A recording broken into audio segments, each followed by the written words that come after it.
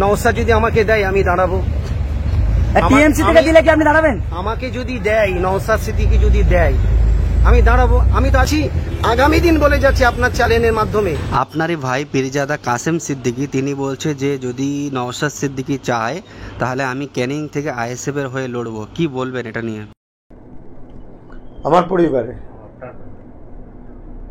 তো ভালো কথা, তো আমি তো চাইছি আমার পরিবার এবং সর্বধর্মের যারা নেতৃত্ব দেয়, ভালো মানুষ, ভদ্র মানুষ, আলেম সমাজ বা অন্যান্য ধর্মের আরও যারা সম্মানীয় ব্যক্তি আছেন, ভালো মানুষদেরকে তো রাজনীতিতে আগিয়ে আসতে হবে।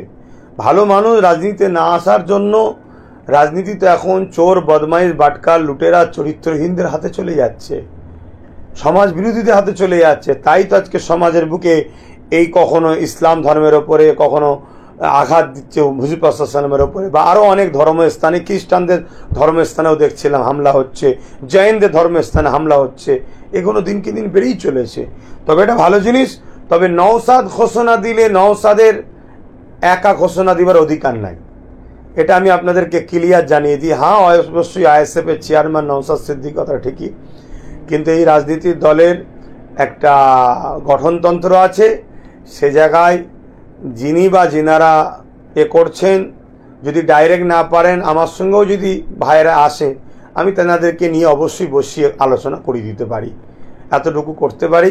তবে মানে আমার ভাই বলে আমি বলে দেবো এরম সিস্টেমটা কিন্তু কোনো রাজনীতির দলে হওয়া উচিত নয়। এটা আমাদেরটাও নাই।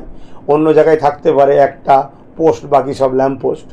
এখানে একটা গঠনতন্ত্রের ব্যাপার আছে সেই জায়গাটা। তবে আমি বলবো একজন কেন, একাধিক ভাইদেরকে সবাইকে এগিয়ে আসা দরকার। কি জন্য এগিয়ে আসা দরকার? অন্যায়কে খতম করার জন্য, পিছিয়ে পড়া মানুষের অধিকার দেওয়ার জন্য, মহান সৃষ্টিকর্তা রব্বুল আলামিনের সৃষ্টিকে বাঁচাবার জন্য, সমাজের দুর্নীতি মুক্ত করার জন্য। ইসলাম কি? ইসলাম তো এটাও বলছে দুর্নীতি মুক্ত, নেশা মুক্ত, অন্যায় মুক্ত, চোর মুক্ত, খুন মুক্ত একটা সুন্দর সমাজ ব্যবস্থা তৈরি করা। সেই জায়গায় এগিয়ে আসা তো অনেকটা ভালো কাজ হবে। আশা রাখবো তিনারা এগিয়ে আসবেন, খুব ভালোই হবে তাহলে।